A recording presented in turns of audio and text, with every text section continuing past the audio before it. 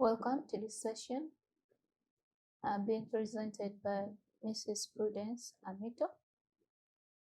So today we shall be looking at newborn physiological adaptations, or what we call physiological changes that takes place at birth. So what we shall be looking at is basically those changes that takes place in the major organs to allow the fetus to survive and thrive in the extrauterine life, especially immediately after birth and maybe after a few hours of birth. So let's go straight away to look at what we have.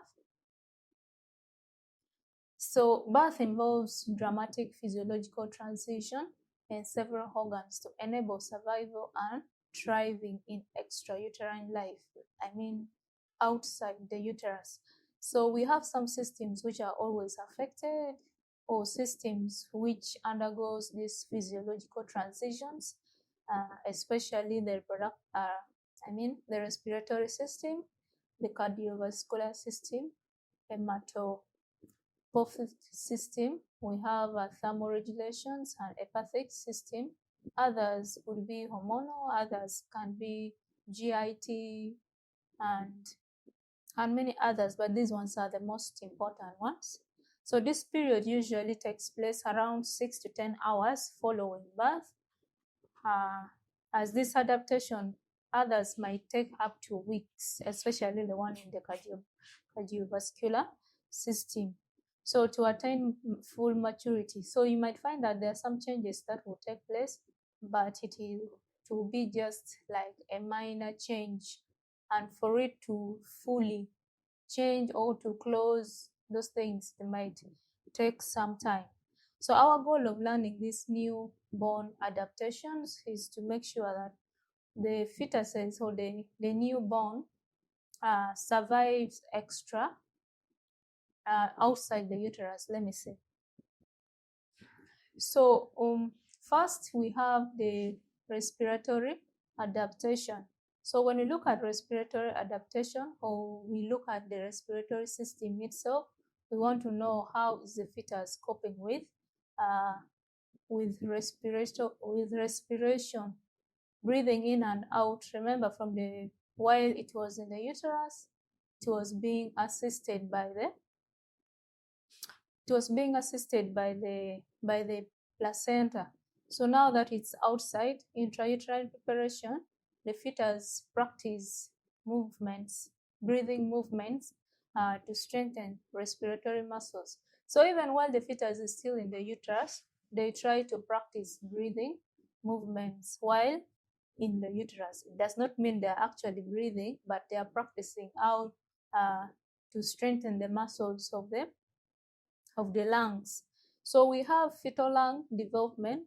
By around 20 to 28 weeks, the alveoli ducts begins to form while in the uterus. Then there are differentiation that takes place. Type 1 cells. We have the cells of the cells for gaseous exchange in the lungs will form.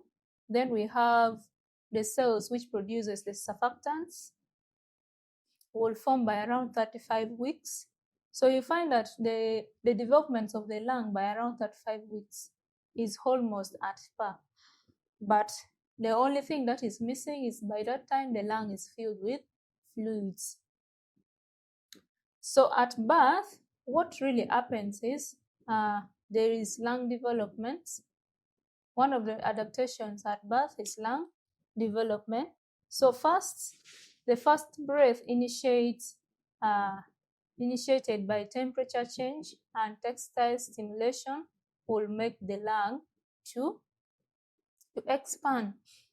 So the fluid in the alveoli will be reabsorbed, especially during labor, as one of the adaptations that takes place during labor is production of hormones.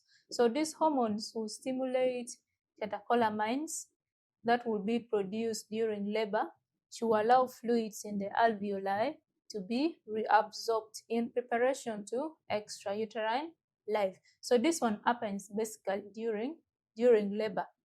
So the lungs must transition from a fluid-filled state to a gas-filled state, allowing breathing and gaseous exchange to take place. So that's why when the fetus is born, we expect that they take their first breath. So as they're taking their first breath, there is that expulsion of the fluid that was filled in the lung, and then it is going to be replaced by gas. So the second adaptation that takes place in respiratory system is surfactants.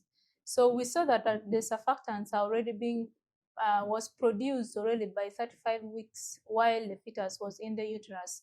So the presence of surfactants, a substance that reduces surface tension in the alveoli, is crucial for lung expansion and proper breathing. So as the surfactant was already produced by 35 weeks of gestation,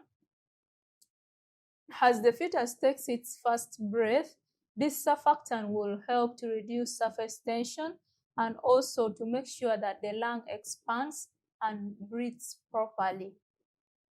So another adaptation that takes place is lung fluid clearance. So remember, while in the uterus, the lung was full of fluids. So there is this lung fluid clearance. The lung fluid is cleared through a combination of hepatic drainage. We have absorptions, and then some other mechanical factors during labor, including the production of that hormone, catecholamine. So we have another adaptation like establishment of breathing. So the first breathing initiates breathing. The first breath initiates breathing, which is stimulated by factors like hypoxia, cooling, and the textile stimulation. So all these are required for the respiratory system of a newborn to function well. So this is what the respiratory system undergoes at birth. So we have some other characteristics of newborn breathing. We have the normal rate. The normal rate of respiration at birth is 30 to 80 beats per minute. We have initial breathing, which is being controlled by the diaphragmatic, which is shallow and irregular. So you can see that from the fetus, from the fetal chest or from the newborn chest, that the diaphragm is there's that diaphragmatic, shallow and irregular breathing. We have periodic breathing, which is like a normal pause. So in most occasions, when you are to look at a newborn, when it's breathing, they breathe in that fast, like very fast. Then they pause for like 20 seconds or even more. So that is what we call apnea. So it's something normal at birth. Then we have nose breathers. So we have others who usually breathe with the nose, especially if there is nasal obstruction that causes distress. So this is seen most times in fetal distress. That's why it is important for us to make sure that there are no things or no fluids or mucus which is obstructing the nose. Then we have deep sleep, regular respiration, and there is difficulty in arousal. So I believe we are able to see that most times these newborns tend to sleep for quite long, and it is difficult for them to wake up.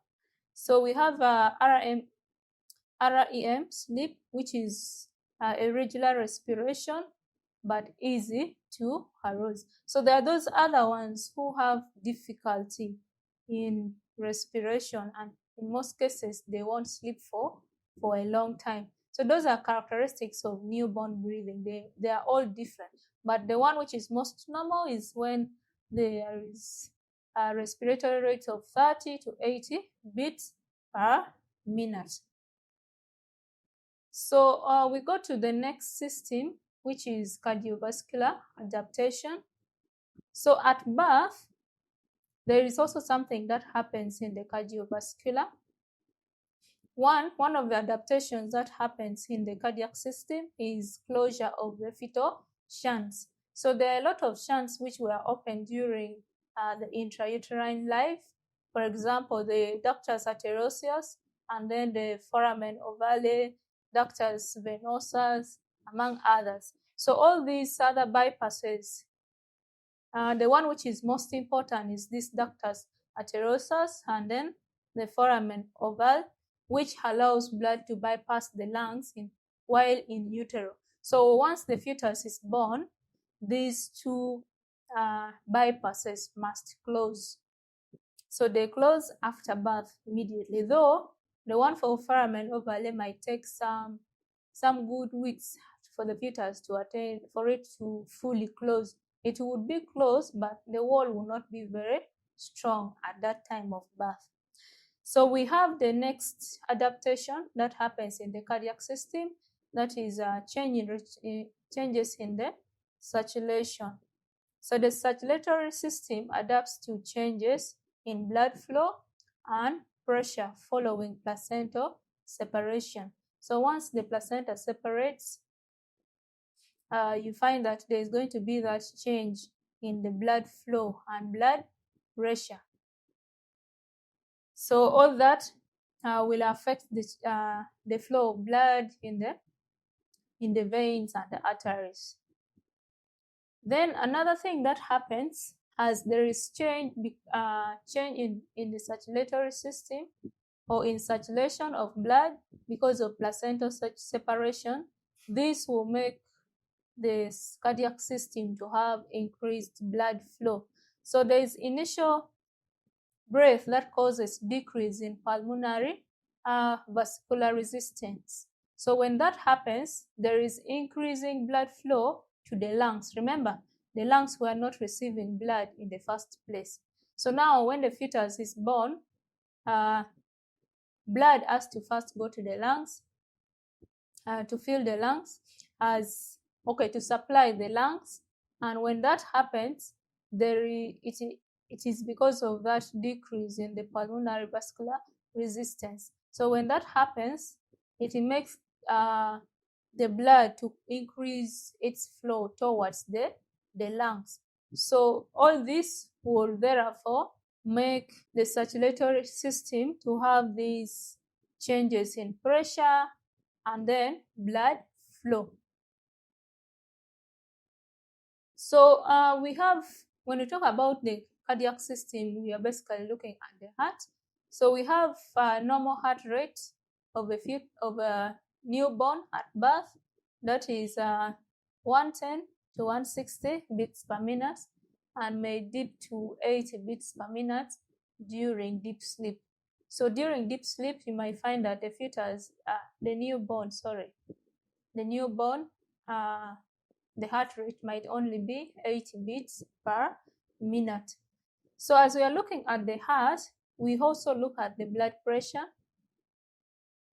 So the blood pressure will be high at birth, but after 3 hours of birth, it reduces or it becomes low. So the blood pressure may differ in limbs, especially the lower limbs. Often in the lower limbs, most times the blood pressure is higher in newborn. Then when we are to examine the heart, we'll find that there are some murmurs. So these murmurs are because of the transition that is occurring, especially because of the closure of the foramen ovale. So these murmurs could be heard within 48 hours following birth. So others may indicate delay closure to the ductus arteriosus or foramen ovale. So sometimes when you hear these murmurs go beyond 48 hours, it might indicate that actually the bypass in the heart, which is foramen ovale, might not have closed, so it might have delayed to close. So the murmur should be evaluated if it is persistent.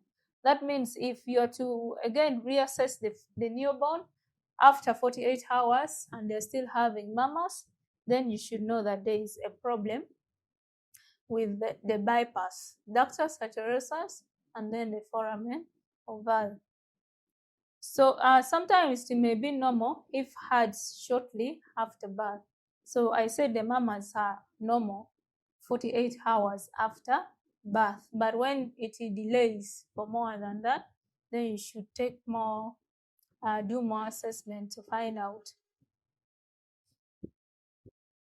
So that was that with the two systems. So basically we looked at only two systems. We looked at the cardiovascular system, and then we looked at the respiratory system. So what you should know, there is a way these two systems are connected to one another.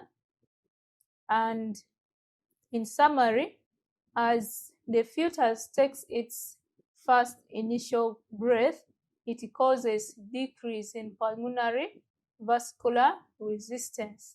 So you find that when you talk of pulmonary vascular resistance, we are looking at the respiratory system. So there is that decrease or change in the pulmonary system, or in the respiratory system. So this alone will make the cardiovascular system to increase in blood flow to the lungs. And this increase in blood flow will not only be to the lungs alone, okay? It will cause changes in blood pressure to the veins and other arteries.